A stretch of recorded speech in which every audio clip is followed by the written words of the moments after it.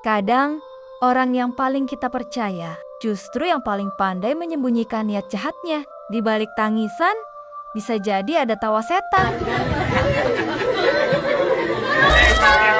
Dan di balik pelukan, ada jerat tali maut. Ini kisah tentang Wadison Pasaribu, suami yang menangis histeris di depan jenazah istrinya. Tapi ternyata dialah dalangnya.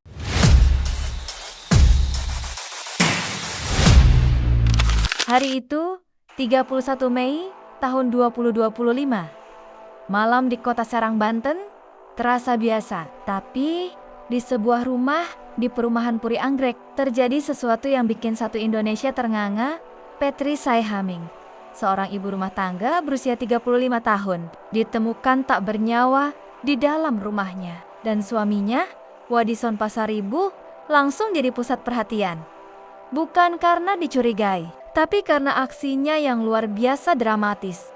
Dia nangis histeris, guling-guling, bahkan sampai peluk jenazah istrinya sambil teriak-teriak. Katanya, istriku dibunuh perampok. Video tangisannya viral. Banyak yang simpati. Netizen bilang, kasihan banget suaminya. Tapi ternyata simpati itu salah sasaran. Dan akhirnya Wadison ngaku.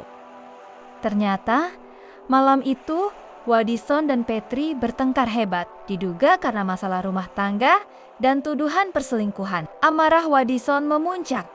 Dia ambil tali tambang dan mencekik istrinya sampai tewas. Setelah itu, dia panik, tapi bukan karena menyesal. Dia malah nyusun skenario perampokan.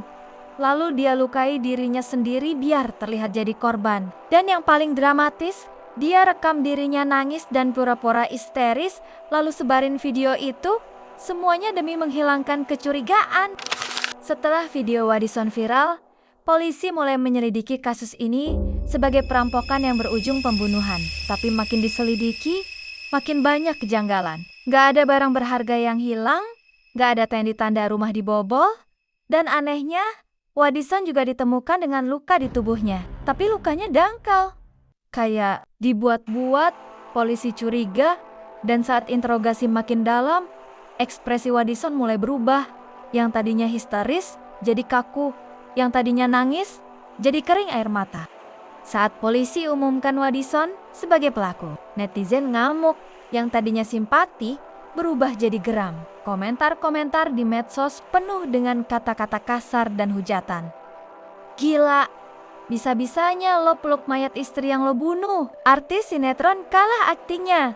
Monster bermuka manusia. Kini, Wadison resmi jadi tersangka pembunuhan berencana. Dia terancam hukuman berat, bahkan bisa seumur hidup atau hukuman mati, tergantung keputusan pengadilan. Dan kasus ini jadi pengingat bahwa kadang yang terlihat sedih di depan kamera bisa jadi dalang di balik tragedi.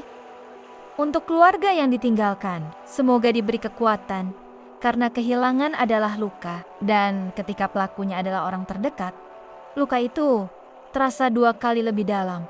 Mati itu pasti, tapi cara mati ada yang tenang, ada yang tragis. Dan ada yang tragis karena orang terdekatlah yang jadi penyebabnya. Jangan terlalu percaya air mata, karena bisa saja itu cuma acting.